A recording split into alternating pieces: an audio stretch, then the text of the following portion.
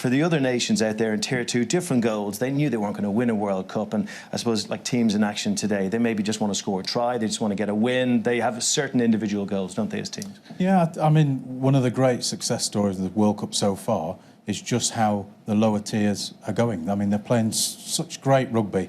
They're well organised. You know, you look at the set piece, it's a lot better. They're competing. And, you know, I remember playing in 2001 against Romania, and we put 134 points on them. You know, we won't see this tonight. We'll just see them come out.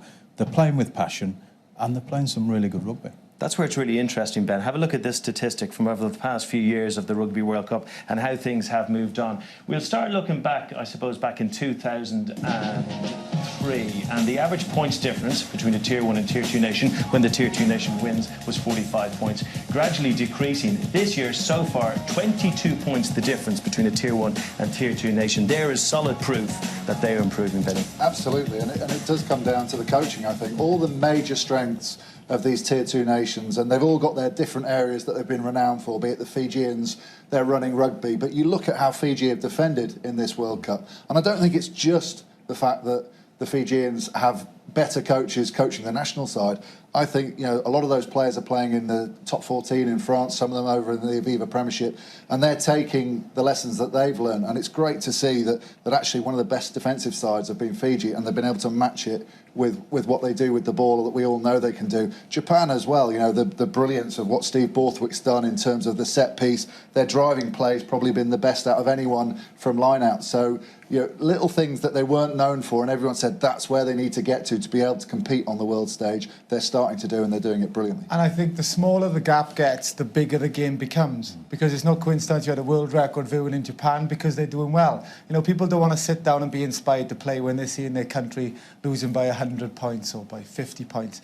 So the smaller the gap is, then the more interest becomes. So I think this World Cup on the stage of propelling rugby around the world has been huge because that gap's smaller. Do you know what's interesting about that? Their first game, you had just come back from Japan, you were doing some mad sport over there, horseback archery or something like that, and you couldn't find a place to watch that South Africa game. 25 million people watched their last game in Japan. Such is the impact of a huge performance. Yeah, and it only takes one performance.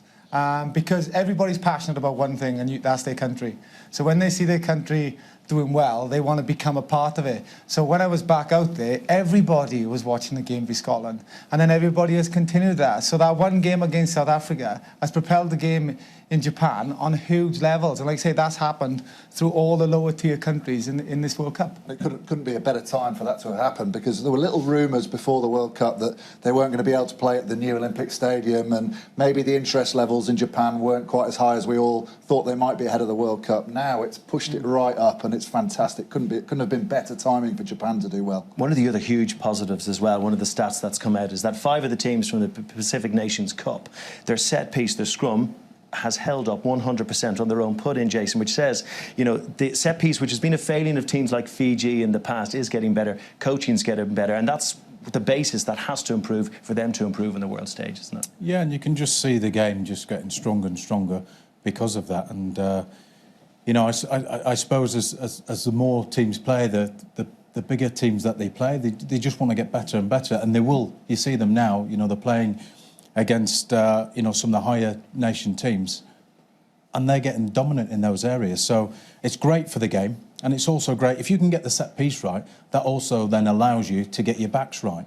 You know, you want a great platform to work off. You know, we've seen in years gone by, in tournaments gone by, that the set piece hasn't been good, so the back line has suffered as a result of it. Now we're seeing a good set piece, a good line out, a good scrum, and then the backs are able to do their thing. They're getting some ball out wide, and they're able to express themselves as well. And just very quickly, Ben, if that's the new legacy from these teams, the IRB have to jump on it and make sure it continues to progress. What's the next step for these Tier 2 teams? Well, actually, I think it's probably filtering down, so it's not just the elite level that have got the best coaches, and actually we're sending coaches out, and I know World Rugby are looking into that, and there are plenty of initiatives to send coaches out so that we get those young children at the grassroots and build them up, and by the time the elite coaches get them, they already have that basic understanding of the game and knowledge that we're privileged to have over here in the countries that have played it for so long. So things could get tougher and tougher for the Tier 1 nations out there.